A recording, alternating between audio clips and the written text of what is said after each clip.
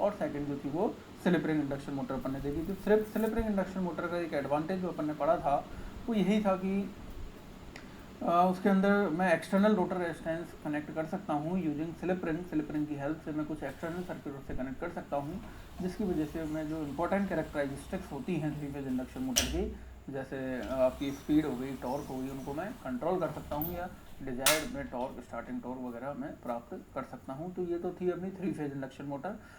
तो 3 phase induction motor के अंदर अपन ने देखा था सेल्फ स्टार्टिंग मोटर अपन उसको कह रहे थे, क्योंकि 3 फेज इंडक्शन मोटर के अंदर सेल्फ स्टार्टिंग मोटर इसलिए कह रहे थे क्योंकि 3 फेज एसी सप्लाई देने पर जो मैग्नेटिक फील्ड उसके अंदर बन रहा था वो रोटेटिंग टाइप का मैग्नेटिक फील्ड बन रहा था, जो खुद रोटेट कर रहा था और वो सिंक्रोनस स्पीड ns से रोटेट कर रहा था, ये अपन ने देखा था। और उसके कारण ही आपका रोटर भी रोटेट कर रहा था। तो कुछ एक्सटर्नल मुझे अरेंजमेंट की आवश्यकता नहीं पड़ रही थी मोटर को स्टार्ट कराने के लिए। आज अपन जो डिस्कस करने वाले हैं दोस्तों वो है अपनी सिंगल फेज इंडक्शन मोटर। तो सिंगल फेज इंडक्शन मोटर का थोड़ा सा इंट्रोडक्शन मैं दे दूं कि यहाँ पे अपनी सिंगल फेज एसी सप्लाई होगी, ठीक है, सिंगल फेज एसी सप्लाई, और उससे आपकी जो मोटर है वो स्टार्ट होगी, मोटर रोटेट करेगी। लेकिन यहाँ थोड़ी सी प्रॉब्लम ये आती है कि जैसे कि 3 फेज सप्लाई के कारण जो आपका रोटेटिंग मैग्नेटिक फील्ड बन रहा था किसी पर्टिकुलर डायरेक्शन में, वो यहाँ पे नहीं बनेगा। आपका एक पर्टिकुलर डायरेक्शन में रोटेटिंग मैग्नेटिक फील्ड नहीं बनेगा। यहाँ क्या होगा, सिंगल फेज एसी सप्लाई देने के कारण जो सिंगल फेज वाइंडिंग में जब सिंगल फेज एसी सप्लाई में दूंगा तो आपका एक पल्सेटिंग मैग्नेटिक फील्ड यहाँ पे बनता है, पल्सेटिंग नेचर का मैग्नेटिक फील्ड बनता है, जो कि कॉम्बिनेशन होता है 2 आरएमएफ का। मतलब यहाँ आरएमएफ तो बनेंगे लेकिन 2 आरएमएफ बनेंगे, 2 रोटेटिंग मैग्नेटिक फील्ड बनेंगे, जो मैग्नीट्यूड में तो सेम होंगे लेकिन उनकी जो डायरेक्शन होगी वो जस्ट अपोजिट होगी। एक सपोज करो एंटी क्लॉकवाइज डायरेक्शन में रोटेट कर रहा है तो दूसरा आपका क्लॉकवाइज डायरेक्शन में रोटेट करेगा। इसी को अपन 2 रिवॉल्विंग फील्ड थ्योरी यहाँ पे कहेंगे। डबल रिवॉल्विंग फील्ड थ्योरी या 2 revolving field theory single phase induction motor के अंदर यही होती है कि मैं जब सिंगल फेज सप्लाई कनेक्ट करता हूँ सिंगल फेज वाइंडिंग से तो डबल फील्ड वहाँ पे बनेंगी, जो मैग्नीट्यूड में तो समान होंगी लेकिन डायरेक्शन में अपोजिट होंगी, और दैट्स वाई वहाँ पे क्या होगा, जो स्टार्टिंग टॉर्क है वो जीरो हो जाएगा। तो कुछ ना कुछ मुझे स्टार्ट करने के लिए कुछ ना कुछ मुझे अरेंजमेंट की आवश्यकता यहाँ पड़ेगी। मैं कुछ कैपेसिटर लगाऊंगा या कुछ स्प्लिट फेज टाइप का कुछ अरेंजमेंट करूंगा, तो मुझे कुछ अरेंजमेंट यहाँ पे एडिशनल मुझे करना पड़ेगा। इसलिए जो सिंगल फेज इंडक्शन मोटर होती है वो सेल्फ स्टार्ट मोटर नहीं होती है, ये आपको ध्यान रखना है। 3 फेज इंडक्शन मोटर आपकी सेल्फ स्टार्ट मोटर होती थी, single phase induction motor self start motor नहीं होगी। कुछ ना कुछ अरेंजमेंट करके मुझे सेल्फ स्टार्ट बनानी पड़ेगी वो, ठीक है। सेल्फ स्टार्टिंग के मैं कुछ तरीके पढ़ूंगा जिनसे मैं उसको सेल्फ स्टार्ट बनाऊंगा, ठीक है दोस्तों। चलिए, single phase induction motor, single phase induction motor, ठीक है, single phase induction motor. Induction motor तो इसलिए बोला क्योंकि ये इंडक्शन टाइप से ही यहाँ पावर ट्रांसफर होगा, जैसे 3 फेज के अंदर हो रहा था, स्टेटर और होगा, एक रोटर होगा और दोनों के बीच में एयर गैप होगा, ठीक है। तो इंडक्शन के थ्रू यहाँ पावर ट्रांसफर होगी, इसलिए मैंने इसको इंडक्शन मोटर बोला। और चूंकि ये सिंगल फेज पे ऑपरेट होगी, ठीक है, सिंगल फेज पे ऑपरेट होगी, इसलिए मैंने इसको सिंगल फेज इंडक्शन मोटर बोला। यह कई टाइप्स इसके अपन पढ़ेंगे, ठीक है। सिंगल फेज इंडक्शन मोटर के अंदर अपन पढ़ने वाले हैं स्प्लिट फेज,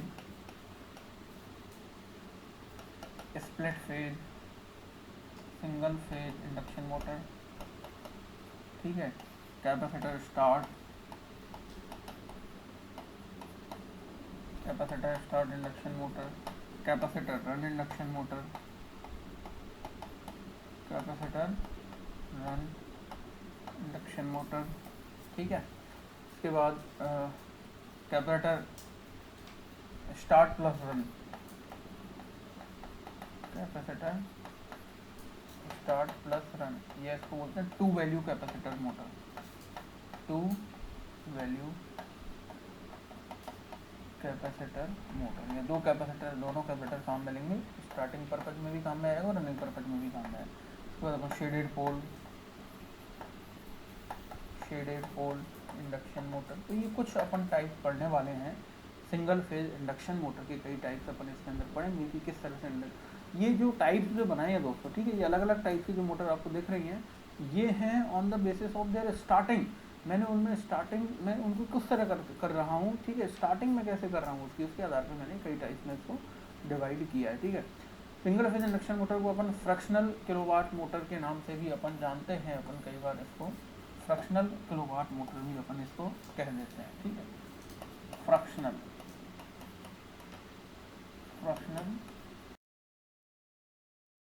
किलोवाट मोटर मतलब क्या होता है? फ्रैक्शनल किलोवाट मोटर का मतलब होता है कि ये जो मोटर होंगी, इनकी जो कैपेसिटी होंगी या इनकी जो रेटिंग्स होगी वो किलोवाट के फ्रैक्शन में होंगी, ठीक है। किलोवाट के फ्रैक्शन में होंगी। जैसे 1 किलोवाट के फ्रैक्शन की मैं बात करूं तो कोई यदि किसी की रेटिंग 60 वाट से लेकर 250 वाट तक होगी, किसी की 300 वाट तक होगी, किसी की 600 वाट, मतलब 1 किलोवाट के फ्रैक्शन में जनरली इनकी रेटिंग लाई करेगी, इसलिए इसको फ्रैक्शनल किलोवाट मोटर भी मैं कहता हूँ, या सिंगल फेज इंडक्शन मोटर या स्पेशल पर्पज मोटर भी अपन इनको जनरली नाम देते हैं, स्पेशल पर्पज मोटर, क्योंकि इस पर हर जो डिज़ाइन होगी मोटर वो किसी पर्टिकुलर पर्पज के लिए ही डिज़ाइन होगी, ठीक है। मुझे पर्टिकुलर एप्लीकेशन के लिए उसी टाइप की मोटर मुझे डिज़ाइन करनी पड़ेगी, तो स्पेशल पर्पज मोटर भी अपन इनको कहते हैं। सबसे पहले मैं स्टार्ट करने वाला हूँ कि जो सिंगल फेज एसी सप्लाई के कारण जो मैंने अभी बताया था, जो मैग्नेटिक फील्ड बनता है वो कैसा होता है, ठीक है। मैंने बताया पल्सेटिक मैग्नेटिक फील्ड बनता है, उसको अपन प्रूफ करेंगे कि सिंगल फेज इंडक्शन मोटर के अंदर सिंगल फेज एसी सप्लाई के कारण जो मैग्नेटिक फील्ड बनेगा वो कैसा होगा, पल्सेटिक नेचर का होगा, ये अपन प्रूफ करने वाले, ठीक है। तो जो नेक्स्ट अपना है magnetic field due to single phase AC supply, magnetic field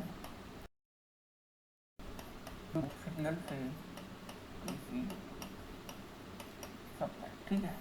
मैं सिंगल फेज एसी सप्लाई के कारण जो मैग्नेटिक फील्ड बनेगा उसको मैं देखना चाह रहा हूँ कि किस टाइप का मैग्नेटिक फील्ड बनेगा, ठीक है। अपने 3 फेज के अंदर भी प्रूफ किया था, आपको ध्यान हो तो 3 फेज इंडक्शन मोटर के अंदर अपन ने प्रूफ किया था कि जब मैं 3 फेज एसी सप्लाई को 3 फेज वाइंडिंग से कनेक्ट करता हूँ, 3 फेज स्टेटर वाइंडिंग से मैं कनेक्ट करता हूँ, तो जो मैग्नेटिक फील्ड है वो रोटेटिंग नेचर का बना था और अपन ने उसको समझा भी था। इसी तरह मैं सिंगल फेज के अंदर समझने वाला हूँ कि यदि मैं सिंगल फेज एसी सप्लाई से कनेक्ट करता हूँ सिंगल फेज वाइंडिंग को, स्टेटर वाइंडिंग को, तो जो मैग्नेटिक फील्ड बनेगा वो कैसे बनेगा, ठीक है दोस्तों। तो आइए मैं इसके लिए क्या करता हूँ, एक मैं वाइंडिंग ले रहा हूँ जिसमें सिंगल फेज एसी सपोज करो ये आपका स्टेटर है, ठीक है। ये मैंने स्टेटर पार्ट बना लिया जिस पर आपकी single phase AC supply connected रहेगी, ठीक है। और इसको मैं कुछ इस तरह यहाँ पे रिप्रेजेंट करता हूँ, ठीक है। यहाँ मैं एक इसको रिप्रेजेंट कर रहा हूँ और यहाँ मैं बना रहा हूँ single phase AC single phase winding, ठीक है। इस सिंगल फेज वाइंडिंग को मैं किसी सिंगल फेज करंट से यहाँ मैं इसको सप्लाई दूंगा मैं, ठीक है। तो सपोज करो मैंने यहाँ पे करंट से आपको कनेक्ट कर दिया, मैं इसको स्मॉल से रिप्रेजेंट यदि कर लूँ, ठीक है।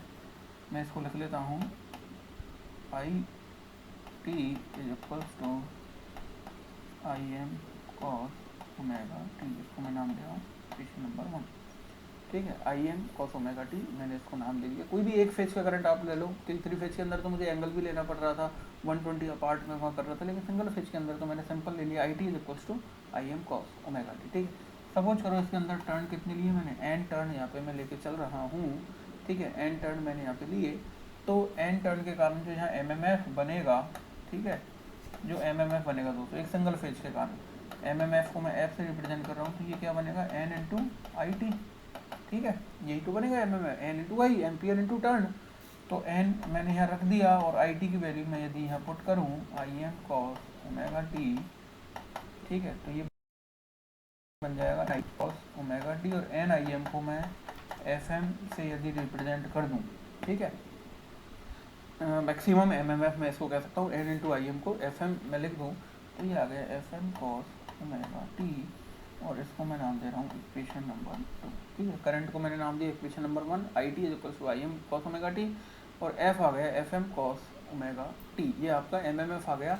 इस सिंगल फेज एसी सप्लाई के कारण जो एम एम एफ बनेगा इस सिंगल फेज वाइंडिंग में मैग्नेटिक मोटिव फोर्स जो बनेगा वो आ गया आपका F M cos omega T, ठीक है दोस्तों।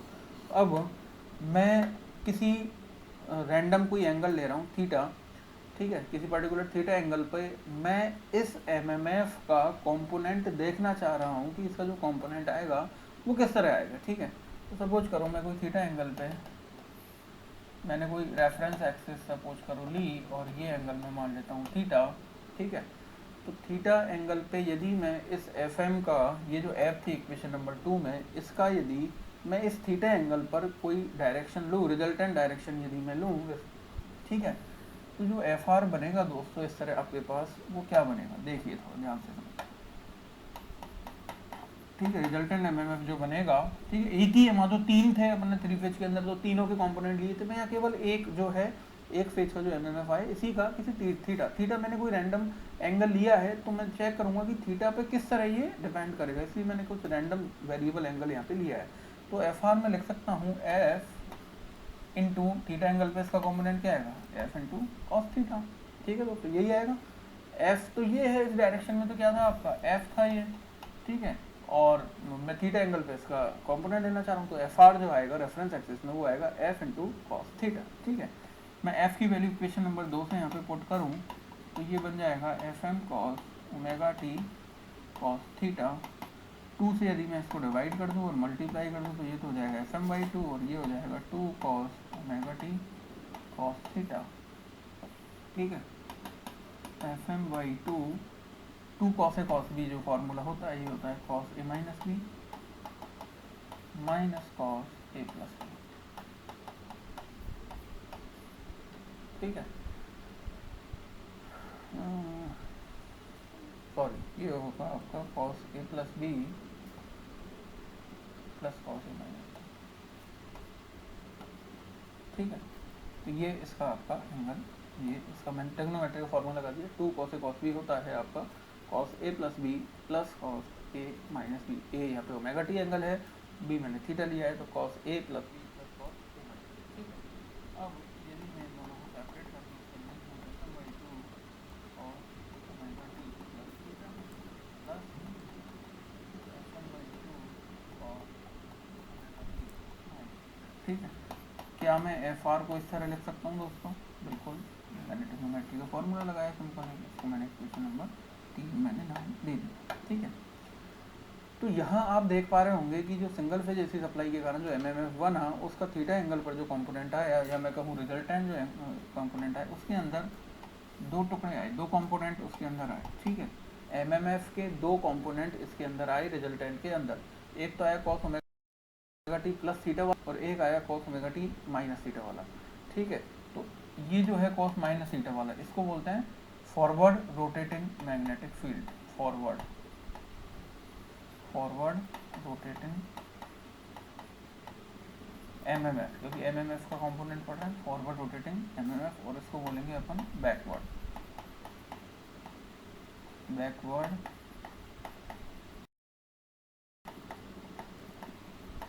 एमएमएफ, ठीक है। इसको आप रिप्रेजेंट कर सकते हो इस तरह, एफ आर जो आया वो आया forward plus backward, F F plus F, ठीक है। जहाँ मैंने फॉरवर्ड तो किसको लिखा है, मैं लिख सकता हूँ यहाँ फॉरवर्ड वाला तो क्या है आपका F M by 2 cos omega T minus theta, और जो बैकवर्ड वाला आया है वो है F M by 2 cos omega T, ठीक है। ये दो कंपोनेंट आए थे, फॉरवर्ड वाला ये ओमेगा टी माइनस थीटा वाला फॉरवर्ड वाला है, और जो बैकवर्ड वाला है वो ओमेगा टी प्लस थीटा वाला। अब देखो दोस्तों ये कैसे मैंने लिखा है इन दोनों को, ठीक है। तो आपको ध्यान हो, मैं थोड़ा सा आपको रिवाइज कराना चाहूँ, ठीक है।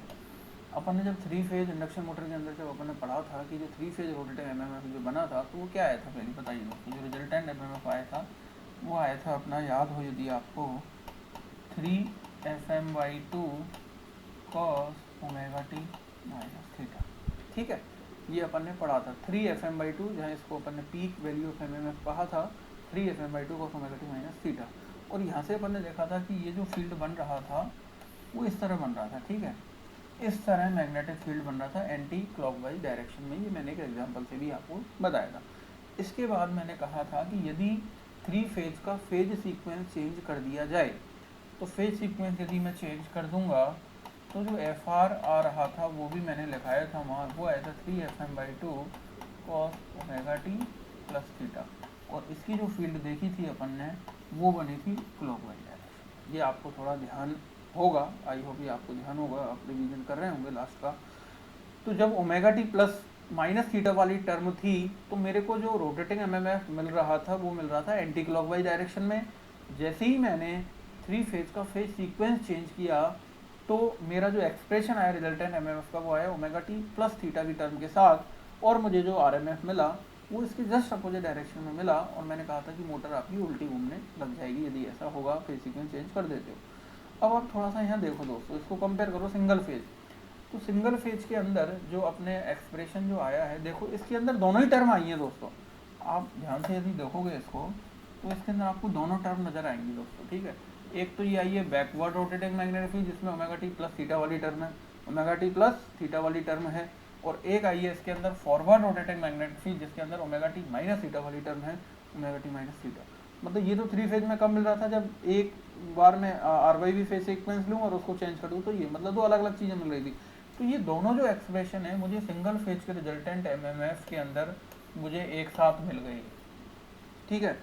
मतलब क्या होगा, एक फील्ड तो आपका घूम रहा है क्लॉकवाइज डायरेक्शन में और दूसरा फील्ड घूम रहा है एंटी क्लॉकवाइज डायरेक्शन में। तो इससे क्या होगा, आपकी दो फील्ड इसके अंदर जनरेट होंगी, ठीक है। और चूंकि मैग्नीट्यूड इन दोनों का सेम है, Fm/2 तो इसका मैग्नीट्यूड है और Fm/2 ही इसका मैग्नीट्यूड है। तो मैग्नीट्यूड सेम है और अपोजिट एक दूसरे के ये रोटेट कर रही हैं। तो इससे जो स्टार्टिंग टॉर्क जो बनेगा इंडक्शन मोटर के अंदर वो जीरो हो जाएगा, क्योंकि ये जो एमएमएफ है ये रोटर को एंटी क्लॉकवाइज डायरेक्शन में घुमाना चाहेगा, ये जो टॉर्क बनेगा इससे वो मोटर को क्लॉकवाइज डायरेक्शन में घुमाना चाहेगा। और चूंकि ये दोनों जो टॉर्क बनाएंगे इनका मैग्नीट्यूड बराबर होने के कारण जो टॉर्क बनाएंगे वो टॉर्क क्या बनेगा, वो सेम बनेगा मैग्नीट्यूड में। अब सेम टॉर्क रोटर पे लग रहा है, ठीक है, ये रोटर है आपका, सेम टॉर्क इस पे लग रहा है। एक तो इसको इधर मूव कराना चाह रहा है और दूसरा सेम टाइम पे इधर मूव कराना चाह रहा है। तो ओवरऑल आपका जो रोटर है वो क्या रह जाएगा, कांस्टेंट रह जाएगा और ये मूव नहीं कर पाएगा और आपकी single phase induction motor self start नहीं हो पाएगी, ठीक है। तो ये रीजन है और इसी को अपन बोलते हैं टू रिवॉल्विंग फील्ड थ्योरी या double revolving field theory. Revolving field का मतलब रोटेट करती हुई फील्ड, घूमती हुई फील्ड, ठीक है। तो यहाँ दो घूमती हुई फील्ड आपकी बनेंगी, टू रिवॉल्विंग फील्ड यहाँ पे बनेंगी जो मैग्नीट्यूड में तो समान होंगी लेकिन डायरेक्शन में एक दूसरे के अपोजिट होंगी और इसी कारण आपकी single phase induction motor start नहीं हो पाएगी, ठीक है दोस्तों। अब इसको भी थोड़ा सा एग्जांपल से समझते हैं अपन, ठीक है। ये मैंने दोनों को अलग अलग यहाँ पे लिख दिया है। जो फॉरवर्ड फील्ड है वो Fm/2 cos omega T minus theta है और जो बैकवर्ड फील्ड है वो है आपकी Fm/2 cos omega T plus theta है, ठीक है। तो मैं देखता हूँ इनका जो रिजल्टेंट के कारण जो फील्ड बनेगी वो पल्सेटिंग नेचर की होगी, ये मैं थोड़ा सा यहाँ पे बताता हूँ, ठीक है दोस्तों। देखिए, ठीक है, तो रिजल्टेंट तो मैं क्या कह रहा हूँ, इन दोनों का एडिशन है, ठीक है, इन फॉरवर्ड फील्ड और बैकवर्ड। तो मैं 5 कंडीशन यहाँ पे लूँगा जैसा अपन ने 3 फेज के अंदर में लिखा था। 5 कंडीशन में यहाँ पे लेके चलूँगा।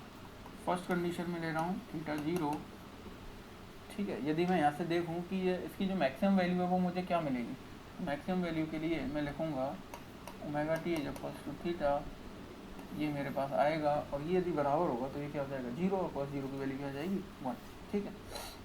तो थीटा यदि 0 होगा ये किस टाइम पे होगा एट टी इक्वल्स टू 0, ठीक है। तो मेरे पास फॉरवर्ड फील्ड की वैल्यू तो क्या आएगी इस कंडीशन में, 0 वाली कंडीशन में Fm/2 और बैकवर्ड फील्ड की वैल्यू भी क्या आएगी मेरे पास Fm/2, ठीक है। और इनको यदि मैं ग्राफिकल रिप्रेजेंट करूँ तो आप इसको इस तरह बना सकते हो, ठीक है। ये तो मैं बना रहा हूँ फॉरवर्ड फील्ड, ठीक है। ये इसका मैग्नीट्यूड ही मैं लिख देता हूँ Fm/2 और ये मैं बैकवर्ड फील्ड बना रहा हूँ, ये है Fm/2 और जो रिजल्टेंट है Fr वो क्या आया Fm/2 plus Fm/2 equals to, ठीक है।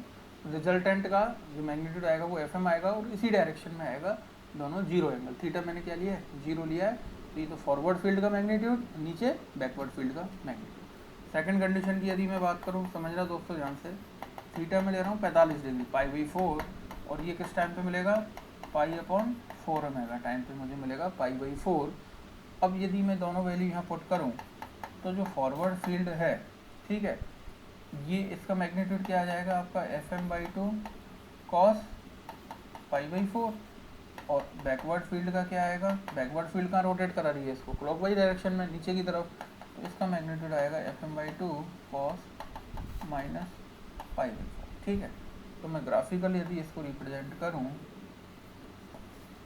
तो ये तो फॉरवर्ड फील्ड का मैग्नीट्यूड गया आपका और ये आपका बैकवर्ड फील्ड, दोनों 45 डिग्री से शिफ्ट होगा। मैग्नीट्यूड तो इनका Fm/2 है, Fm/2 F M by two, लेकिन एंगल कितना है, ये पाई बाई 4 और ये बन गया आपका माइनस पाई। क्योंकि कॉस माइनस थीटा भी क्या होता है, कॉस थीटा ही होता है, तो वैल्यू इनकी सेम रहेगी।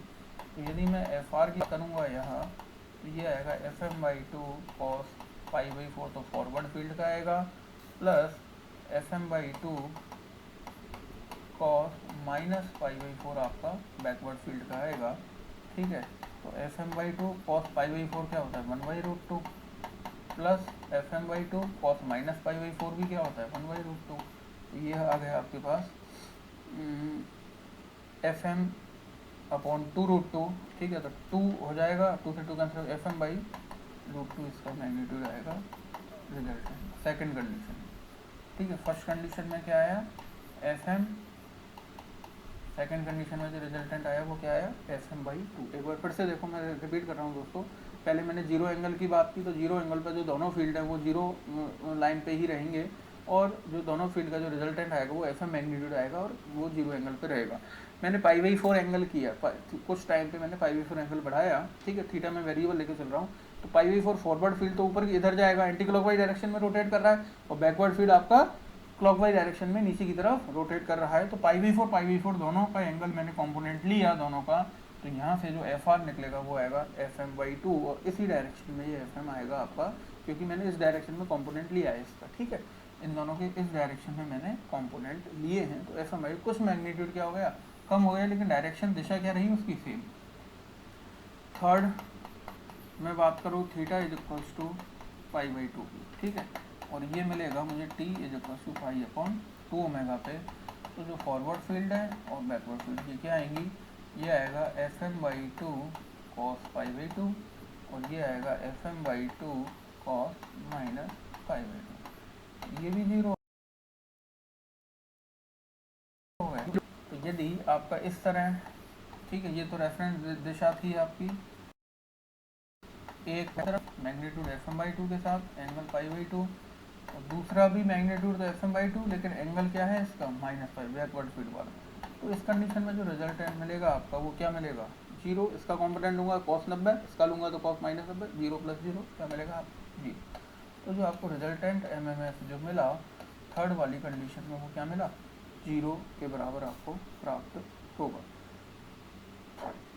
ये √2 आएगा, तो 2 से 2 कैंसिल आउट हो जाएगा ना, ये आएगी √2 आएगा, उसको थोड़ा सही कर लेना, एफ एम अपॉन √2। ये थर्ड कंडीशन होगी। फोर्थ कंडीशन की यदि मैं बात करता हूँ, तो मैं एंगल और बढ़ा रहा हूँ, मैंने 0 लिया, 45 लिया, 90 लिया, 135 ले रहा हूँ, 3 पाई बाई 4। ठीक है, और ये मुझे मिलेगा 3 पाई अपॉन 4 ओमेगा। तो जो फॉरवर्ड फील्ड है और बैकवर्ड फील्ड है निकाल रहा हूँ दोनों की, तो ये तो आएगा F M by 2 cos 3 pi by 4, और ये आएगा F M by 2 cos minus 3 pi by 4। ठीक है, मैं ग्राफिकल इनको रिप्रेजेंट कर रहा हूँ, एक तो इधर आएगा, एक इधर आएगा, इस तरह ये बनेंगे। ठीक है, ये एंगल तो कितना है, 3 पाई बाई 4, मैग्नीट्यूड है एफ एम बाई 2, मैग्नीट्यूड इसका भी एफ एम बाई 2 बैकवर्ड वाले का, लेकिन एंगल कितना हो गया, माइनस 3 पाई बाई 4। ठीक है, रिजल्टेंट की बात करूँ तो इसका तो आएगा F M by 2 cos 3 pi by 4। ठीक है, ये 90 से ऊपर गया, तो ये 90 से ऊपर गया तो कॉस की वैल्यू क्या आ जाती है आपकी, नेगेटिव में चली जाती है। तो ये वैल्यू आपको मिलेगी F M by 2 cos 3 by 4 की वैल्यू आएगी -1/√2। ठीक है, प्लस एफ एम बाई 2 और कॉस माइनस 3 पाई बाई 4 की भी बात करोगे तो ये वैल्यू भी क्या आएगी आपकी, माइनस में आएगी, -1/√2। इनको आप ऐड करोगे तो ये आएगा माइनस एफ एम अपॉन √2। तो फोर्थ कंडीशन में जो रिजल्टेंट एम एम एफ आया आपका, वो आपके पास आया minus F M upon √2, negative में गया आपका, जो रिजल्टेंट का जो मैग्नीट्यूड है वो नेगेटिव में गया। इसके बाद में लास्ट फिफ्थ कंडीशन की बात करूँ, theta is equals to pi, जो कि मिलेगा आपको time T is equals to pi upon omega पे। ठीक है, तो इस कंडीशन में जो आपका फॉरवर्ड फील्ड जो मिलेगा, फॉरवर्ड फील्ड जो मिलेगा वो होगा F M by 2 cos pi, और बैकवर्ड फील्ड मिलेगा F M by 2 cos minus, बराबर ही होते हैं आपके। ठीक है, और ग्राफिकली रिप्रेजेंट करो तो एक तो मिला इस डायरेक्शन में, एक मिला इस डायरेक्शन। मैग्नीट्यूड तो इसका एफ एम बाई 2 है, इसका भी FM/2 है, ये पाई एंगल बना रहा है और ये कितना बना रहा है, माइनस पाई एंगल बना रहा है। तो इनका जो रिजल्टेंट आपका आएगा वो आएगा कॉस पाई होता है आपका -1, ठीक है। तो ये तो होगा FM/2 -1 प्लस FM/2, ये भी क्या होगा -1, ये आ जाएगा माइनस ऑफ FM। जो रिजल्टेंट एम आया फिफ्थ केस में वो आपका आया माइनस ऑफ FM, ठीक है। अब मैं इन सबको थोड़ा सा एक साथ दिखाना चाहूँ दोस्तों, आपको पांचों कंडीशन को मैं एक साथ दिखाना चाह रहा हूँ, ठीक है। तो आप देख पा रहे होंगे दोस्तों पांचों कंडीशन के अंदर कि क्या हो रहा है, ठीक है। फर्स्ट कंडीशन अपन ने बात करी थीटा 0 और t = 0 पर, तो अपन ने देखा था, ठीक है, अपन ने देखा था दोनों का जो मैग्नीट्यूड था FR वो आया था FM के बराबर, ठीक है। सेकंड कंडीशन जब 45 डिग्री मैंने किया तो इसका कुछ मैग्नीट्यूड कम हुआ, ठीक है, FM से क्या हुआ, कम हुआ, FM/√2 रह गया ना, तो कुछ कम हुआ। फिर मैंने थर्ड कंडीशन 90 की बात की तो इसका जो मैग्नीट्यूड है वो एग्जैक्ट 0 हो गया, इसका जो मैग्नीट्यूड है वो 0 हो गया था। इस 135 डिग्री की बात की तो मैग्नीट्यूड 0 से भी कम हो गया, ठीक है। 0 से कम का मतलब माइनस में गया, कितना है, -FM/√2 के बराबर आया। और जब पाई की बात करी तो ये और भी कम हुआ और मैग्नीट्यूड आपका एग्जैक्ट जो आपका फर्स्ट कंडीशन में था FM के बराबर उतना ही मैग्नीट्यूड रहा FM, लेकिन जस्ट अपोजिट डायरेक्शन में आपको मैग्नीट्यूड मिला। तो इन पांचों कंडीशन से प्रूव होता है दोस्तों कि सिंगल फेज के कारण जो आपका रिजल्टेंट MMF मिलता है वो आपका जो डायरेक्शन है वो तो उसकी शार्प एक्सिस की डायरेक्शन में ही रहता है, या मैं इस तरह कहूँ कि रेफरेंस दिशा में ही रहेगा, लेकिन जो उसका मैग्नीट्यूड है वो लगातार वेरिएशन उसके अंदर होता रहता है। उसका मैग्नीट्यूड उसका चेंज होता है, पहले FM था, फिर FM/√2 हुआ, फिर 0 हुआ, फिर -FM/√2 हुआ, फिर -FM हुआ। तो मैग्नीट्यूड उसका लगातार चेंज होता रहता है, ठीक है। तो अब आप देख पा रहे होंगे कि इसका जो इसको यदि मैं रिजल्टेंट यदि बताऊं कि जो रिजल्टेंट MMF बन रहा है इसको यदि मैं ग्राफ से रिप्रेजेंट करूं तो मैं कहूंगा कि यहाँ पे आपकी जो दो फील्ड हैं वो एक साथ चल रही हैं, दोनों फील्ड, और दोनों फील्ड के कारण जो आपका रिजल्टेंट जो बन रहा है, ठीक है, मैं इसको इस तरह यहाँ पे रिप्रेजेंट कर सकता हूँ, ठीक है। मैंने दोनों फील्ड को एक साथ लेके चला हूँ दोस्तों, ठीक है। मैं रिजल्टेंट देखता गया हूँ हर कंडीशन में, फॉरवर्ड निकालिए, बैकवर्ड निकालिए, फॉरवर्ड निकालिए, बैकवर्ड निकालिए, फॉरवर्ड निकालिए, बैकवर्ड निकालिए। तो आप इस तरह थोड़ा सा इसको अज्यूम कर सकते हो दोस्तों, ठीक है। मैं इस तरह इसको एक वैसे बताना चाहूँ कि जो फॉरवर्ड फील्ड है वो तो आपकी इस डायरेक्शन में चल रही है, ठीक है, और जो बैकवर्ड फील्ड है वो आपकी इस डायरेक्शन में चल रही है, ठीक है। ये हो रहा है आपको, मतलब दोनों फील्ड एक साथ चले, ये जब यहाँ पे है ये तब यहाँ पे, ठीक है। सॉरी मैंने उल्टा बता दिया, ये जो ब्लू वाली जब इस कंडीशन पे थी तो रेड वाली आपकी, ठीक है। मतलब शुरू में दोनों यहाँ, फिर फॉरवर्ड वाली तो ऊपर की तरफ, बैकवर्ड वाली नीचे, और ये दोनों एक साथ चल रही है, मतलब इस तरह एक साथ ये रोटेट कर रही हैं।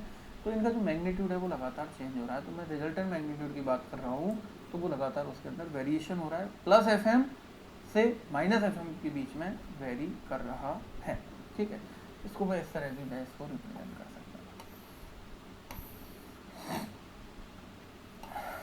ठीक है। सपोज करो मैं फॉरवर्ड फील्ड को रिप्रेजेंट करना चाहूँ तो इसको मैं कुछ इस तरह मैं इसको बना सकता हूँ फॉरवर्ड फील्ड को, और यदि मैं बैकवर्ड फील्ड को बनाना चाहूँ तो बैकवर्ड फील्ड को मैं कुछ इस तरह बना सकता हूँ। मैं बैकवर्ड फील्ड को कुछ इस तरह मैं लाइन को थोड़ा सा और मैं इधर बढ़ा दूँ, ठीक है दोस्तों।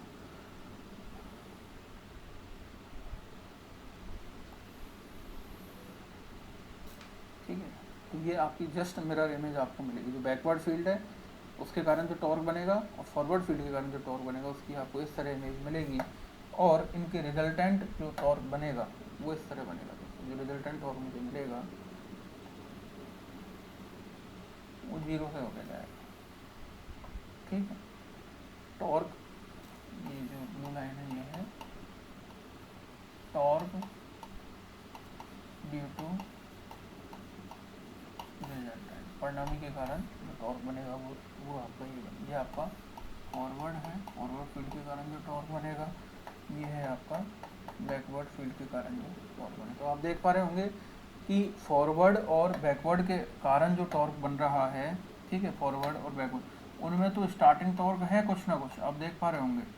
ये मैं टॉर्क की बात कर रहा हूँ और ये मैं स्टार्टिंग की बात कर रहा हूँ, ठीक है। ये पॉइंट जो स्टार्टिंग टॉर्क सिर्फ कैरेक्टराइज पढ़ा था ना स्टार्टिंग, तो ये आप देख पा रहे होंगे कि स्टार्टिंग में फॉरवर्ड के कारण इतना स्टार्टिंग टॉर्क बन रहा है और बैकवर्ड के कारण नीचे की तरफ बन रहा है, लेकिन बन तो रहा है, लेकिन ये दोनों इक्वल एंड अपोजिट होने के कारण आपको जो स्टार्टिंग टॉर्क बनेगा परिणामी के कारण, इन दोनों को यदि एक साथ लूँ मैं तो परिणामी के कारण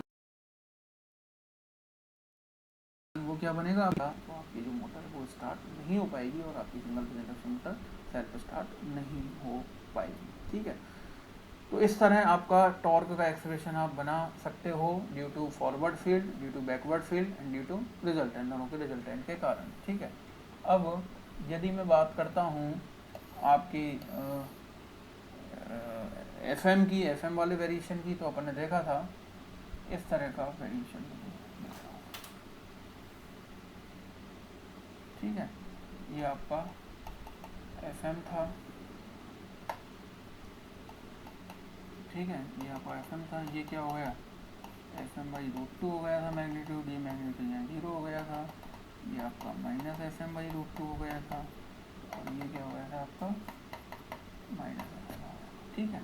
तो इस तरह का वेरिएशन आपका इसके अंदर चल रहा था, जो अपन ने परिणामी जो रिजल्टेंट फील्ड अपन ने पढ़ी थी, ठीक है दोस्तों। तो आप देख पा रहे होंगे कि यहाँ जो रिजल्टेंट एमएमएफ है उसका जो मैग्नीट्यूड है वो वेरिएशन कर रहा है, लेकिन मैं इसको इस तरह रिप्रेजेंट करने के बजाय मैं इस तरह इसको यदि रिप्रेजेंट करूँ तो ज़्यादा आसानी रहेगी इसमें, ठीक है, क्योंकि ये इसकी जो डायरेक्शन है वो तो always along the axis of the coil है, जो अपनी कॉइल अपन ने ली जो उसकी एक्सेस में है डायरेक्शन रहेगी, केवल मैग्नीट्यूड में इसका चेंज रहेगा, ये ध्यान रखना है आपको। वहाँ तो आपका डायरेक्शन ही चेंज हो रही है 3 फेज के अंदर, यहाँ आपका मैग्नीट्यूड में वेरिएशन हो रहा है, ठीक है। तो यदि मेरा यहाँ जो एफ आर था, ठीक है, यहाँ जो एफ आर था वो तो था एफ एम के बराबर, यहाँ जो एफ आर था वो था एफ एम बाई रूट 2 के बराबर, यहाँ जो एफ आर था वो 0 हो गया था, यहाँ जो एफ आर था वो हो गया था minus F M by root 2 के बराबर, और यहाँ जो एफ आर था ये हो गया था आपका माइनस ऑफ एफ एम के बराबर। इस तरह आप इसको रिप्रेजेंट करो तो ज़्यादा, क्योंकि ये आपकी ऑलवेज अलॉन्ग द एक्सेस है, एक्सेस ऑफ द कॉइल, ये थी आपकी एक्सेस ऑफ द कॉइल की एक्सेस में ही है, लेकिन जो मैग्नीट्यूड है वो वेरी कर रहा है प्लस एफएम से माइनस एफएम के बीच में, इसका मैग्नीट्यूड है वो लगातार वेरिएशन कर रहा है। तो इस तरह जो वेरिएशन जो मैग्नीट्यूड कर रहा है, तो मुझे जो रिजल्टेंट मैग्नेटिक फील्ड मिलेगी वो पल्सेटिंग नेचर की होती है, ये आपको ध्यान रखना है। सिंगल फेज एसी सप्लाई के कारण जो आपका एमएमएफ बनता है वो पल्सेटिंग नेचर का होता है, या जो मैग्नेटिक फील्ड बनती है वो पल्सेटिंग नेचर की होती है, पल्स की फॉर्म में होती है, जिसका जो मैग्नीट्यूड है वो लगातार चेंज होता रहता है, प्लस एफएम से माइनस एफएम के बीच में आपका बदलता रहता है ये, और इसकी जो डायरेक्शन है वो ऑलवेज अलॉन्ग द एक्सेस आपकी रहेगी, ठीक है। अब ये जो मैग्नेटिक फील्ड बनेगी पल्सेटिव मैग्नेटिक फील्ड, ये दो मैग्नेटिक फील्ड का कॉम्बिनेशन होता है, जो मैंने बताया था, एक तो फॉरवर्ड फील्ड थी और एक आपकी बैकवर्ड रोटेटिंग मैग्नेटिक फील्ड थी। तो फॉरवर्ड रोटेटिंग, क्योंकि वो दोनों तो आपस में रोटेटिंग है, ठीक है, मैंने बताया था फॉरवर्ड अपनी फॉरवर्ड डायरेक्शन में रोटेट कर रही है, बैकवर्ड वाली बैकवर्ड डायरेक्शन। तो फॉरवर्ड रोटेटिंग मैग्नेटिक फील्ड और बैकवर्ड रोटेटिंग मैग्नेटिक फील्ड का कॉम्बिनेशन होती है आपकी जो रिजल्टेंट पल्सेटिंग मैग्नेटिक फील्ड बनती है, और यही कारण है कि क्यों इसको अपन डबल रिवॉल्विंग फील्ड थ्योरी के नाम से जानते हैं, ठीक है।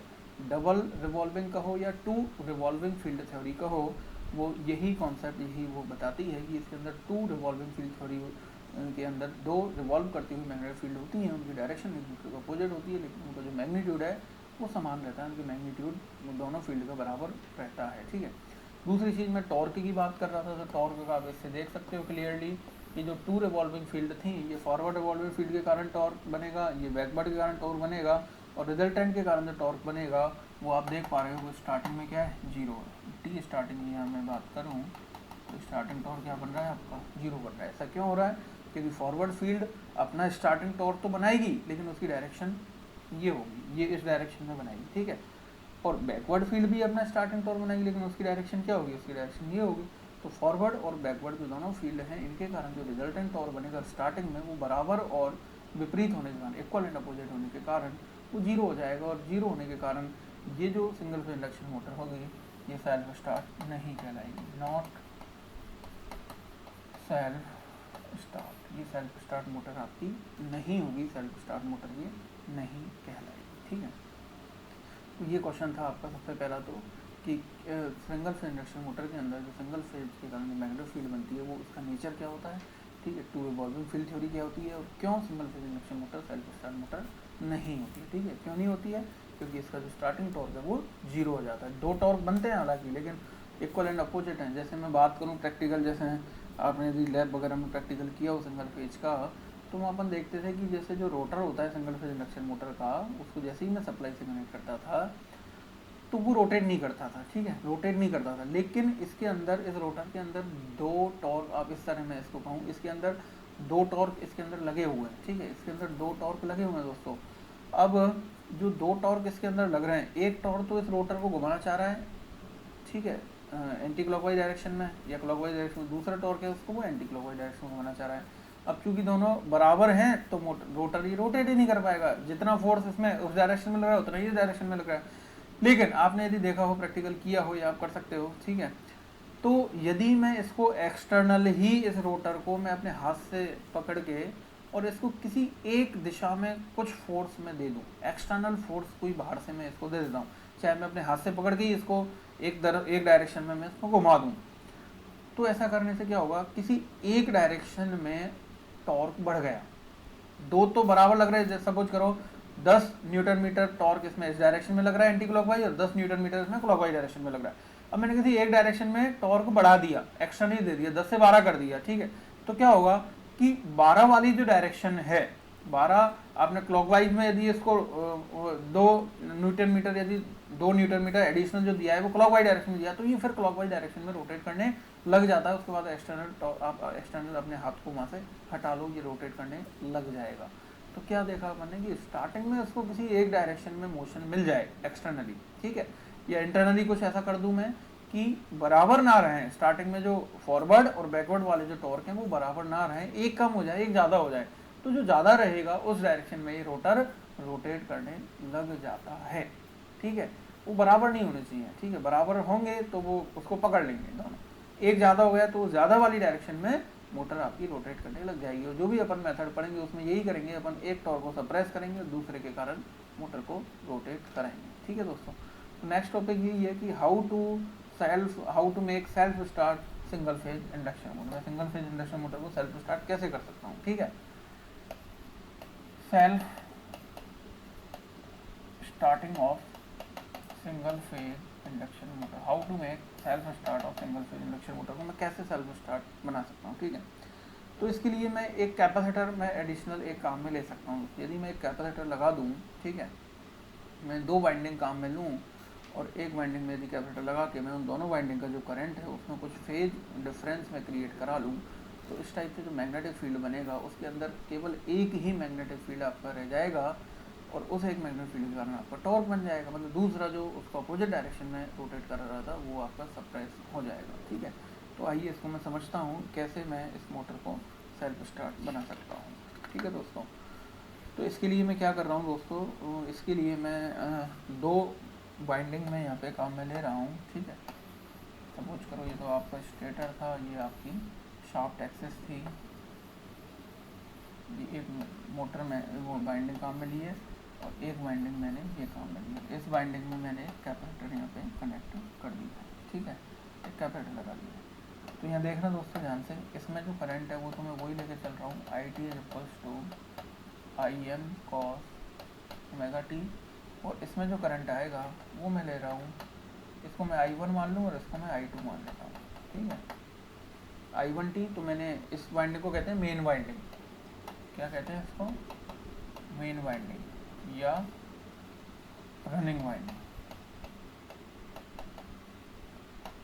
ठीक है, 2 वाइंडिंग में काम में ले रहा हूँ दोस्तों, एक तो मेन वाइंडिंग है, रनिंग वाइंडिंग थी जो अपन ने अभी पढ़ी थी, एक एडिशनल मैंने वाइंडिंग यहाँ पे काम में ली है, इसको स्टार्टिंग या ऑक्सिलरी वाइंडिंग अपन कहते हैं। स्टार्टिंग वाइंडिंग कहो या ऑक्सिलरी। स्टार्टिंग वाइंडिंग इसको इसलिए कह रहे हैं क्योंकि ये वाइंडिंग केवल स्टार्टिंग में काम में आएगी, मोटर को स्टार्ट करने में हेल्प करेगी क्योंकि मुझे सेल्फ स्टार्ट बनानी है। ठीक है, और ऑक्सिलरी वाइंडिंग सहायक वाइंडिंग है, मेन वाइंडिंग के क्या है, सहायक वाइंडिंग होती है। तो एक कैपेसिटर मैंने यहाँ पे लगा के और किया क्या है, कैपेसिटर का क्या योगदान है यहाँ पे कि इस वाइंडिंग के अंदर जो करंट आवा है, ठीक है, IT2 जो करंट है, क्योंकि सप्लाई तो मैं सेम से कनेक्ट करूँगा, लेकिन ये जो करंट आएगा इसके अंदर जो फेज स्प्लिट क्रिएट कर देगा, ये आ जाएगा cos ओमेगा t + 90 डिग्री। ठीक है, इस कैपेसिटर की हेल्प से क्या हुआ, आपका जो करंट था, इसमें जो करंट आएगा वो इस करंट से 90 डिग्री से क्या हो गया, शिफ्ट हो गया। ठीक है, यहाँ ओमेगा टी था, ये ओमेगा टी प्लस 90 था, तो ये जो I2 करंट है ये आपका 90 डिग्री से शिफ्ट हो गया इस वाले करंट से। केवल इसलिए मैंने यहाँ पे कैपेसिटर लगाया, इसके कारण जो टॉर्क होगा वो देखेंगे अपन किस तरह क्रिएट होगा। ठीक है, अब मैं किसी रिजल्टेंट, वही रेफरेंस या रिजल्टेंट डायरेक्शन में इनके कंपोनेंट लूंगा दोस्तों। ये तो वही थीटा एंगल पे ले रहा हूँ, तो इसका जो एंगल आएगा वो क्या आ जाएगा, 90 प्लस थीटा। समझ आया दोस्तों, ये तो थीटा है। मेन वाइंडिंग का I1 जो करंट के कारण जो वो MMF जो बनेगा आपको, चलो मैं ये भी लिख देता हूँ, यहाँ जो F1 बनेगा वो होगा आपका FM cos omega T equation 1, और यहाँ जो बनेगा F2 वो क्या होगा, FM cos omega T plus 90 equation number 2। ठीक है, क्योंकि F क्या होता है, N टर्न, मैंने N ले लिया, इनके नंबर ऑफ टर्न क्या ले लिया मैंने, N टर्न इनके ले लिया। ठीक है दोस्तों, चलिए अब मैं रिजल्टेंट MMF की कैलकुलेशन करता हूँ। तो F1 जो MMF है ये थीटा एंगल पे इसका कंपोनेंट क्या आएगा, F1 into cos theta, plus F2 का क्या आएगा, कॉस 90 प्लस थीटा। बताइए दोस्तों, हो गया नहीं। इसका जो कंपोनेंट लूंगा तो 90 तो इन दोनों के बीच में फेज एंगल डिफरेंस है, और थीटा और हो गया, तो ये आएगा 90 प्लस F1 और F2 की वैल्यू यदि मैं यहाँ पुट कर दूँ तो ये तो था FM cos omega T into cos theta, plus ये था F2 FM cos omega T plus 90 cos 90 plus theta. ठीक है, मैंने जो दूसरी वाइंडिंग काम में ली थी ऑक्सीजन वाइंडिंग, उसका जो MMF है उसको F2 से मैं रिप्रेजेंट कर रहा हूँ, और क्योंकि उसका एंगल 90 प्लस थीटा बन रहा था तो इसका जो कंपोनेंट आएगा वो 90 प्लस थीटा पे आएगा। तो इस तरह जो रिजल्टेंट MMF आया, मैं इसको FM/2 लिख दूँ और 2 cos A cos B का फॉर्मूला मैं लगा दूँ, तो ये होगा cos omega T plus theta plus cos omega T minus theta.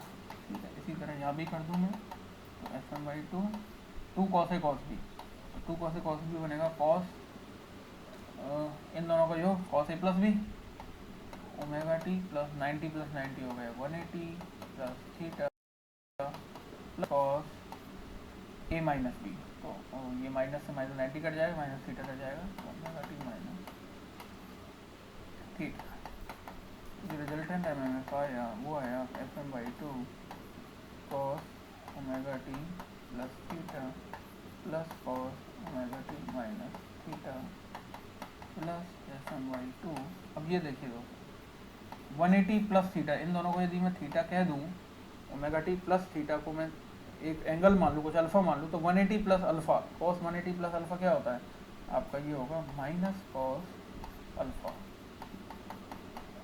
ठीक है, माइनस कॉस अल्फा, अल्फा में मान लेता हूँ ओमेगा टी प्लस थीटा को मैं एक अलग एंगल कह दूँ अल्फा, तो ये क्या है, cos 180 प्लस अल्फा है, तो cos 180 प्लस अल्फा होता है minus cos alpha, minus cos alpha हो गया, प्लस ये है ये आपका cos omega T minus theta. अब देखो उसमें कुछ टर्म जो है वो कैंसिल आउट होगी दोस्तों। ठीक है, cos omega T plus theta वाली जो है वो माइनस के साथ आई है, और FM/2 से तो मल्टीप्लाई है, यहाँ भी FM/2 से मल्टीप्लाई है, cos omega T plus theta वाली टर्म आपकी दोनों में से कैंसिल आउट हो गई, तो आपके पास जो रिजल्टेंट MMF बना वो बचा cos, ये डबल हो गया। ठीक है, ये वाली जो टर्म है वो डबल हो गई, omega T minus theta omega T minus theta, और ये टर्म क्या थी, FM/2 cos omega T minus theta, 2 से 2 कैंसिल आउट हो गया, तो FR आ गया FM cos omega T minus theta.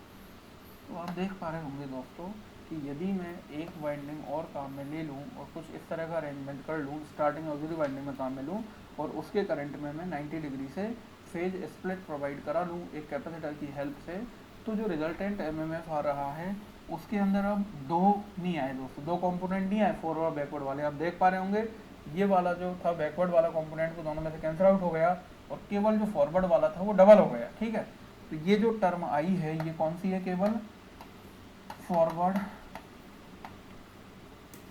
Rotating magnetic field, forward rotating MMF आप कह दो। ठीक है, और फॉरवर्ड रोटेटिंग MMF केवल एक ही डायरेक्शन में आपका MMF आया है जो कि अपने आप में रोटेटिंग नेचर का है, जैसा कि 3 फेज के अंदर था। 3 फेज के अंदर अब क्या था, 3FM/2 cos omega T minus theta आया था। ठीक है, तो मैग्नीट्यूड कुछ कम है, ठीक है मैग्नीट्यूड तो कम है 3 फेज से, लेकिन इसकी जो डायरेक्शन है वो इसकी एंटी क्लॉकवाइज डायरेक्शन में रहेगा, और इसके कारण जो टॉर्क बनेगा वो आपका इस डायरेक्शन में रोटेट करने लग जाएगा। ठीक है, तो cos omega T minus theta के कारण जो एक ही फील्ड इसके अंदर आई, जो दूसरी फील्ड थी जो इसके अपोजिट थी और अपोजिट टॉर्क बना रही थी और मोटर को सेल्फ स्टार्ट होने नहीं दे रही थी, वो फील्ड यहाँ से सप्रेस हो गई, कैंसिल आउट हो गई वो, ठीक है। तो यह एक ही फील्ड रह गई रिजल्टेंट के अंदर, और इस एक ही डायरेक्शन वाली फील्ड के कारण एक पर्टिकुलर डायरेक्शन में आपका टॉर्क बन जाएगा और उस टॉर्क के कारण मोटर आपकी सेल्फ स्टार्ट हो जाएगी, मतलब मोटर आपकी रोटेट करने लग जाएगी। तो ये कॉन्सेप्ट यहाँ पे रहेगा सिंगल फेज जैसी इंडक्शन मोटर के अंदर, उसको सेल्फ स्टार्ट करने का किस तरह अपन इसको सेल्फ स्टार्ट कर सकते हैं। ठीक है दोस्तों, समझ आया? आज के लिए इतना ही, नेक्स्ट अपन आगे की क्लास में डिस्कस करेंगे।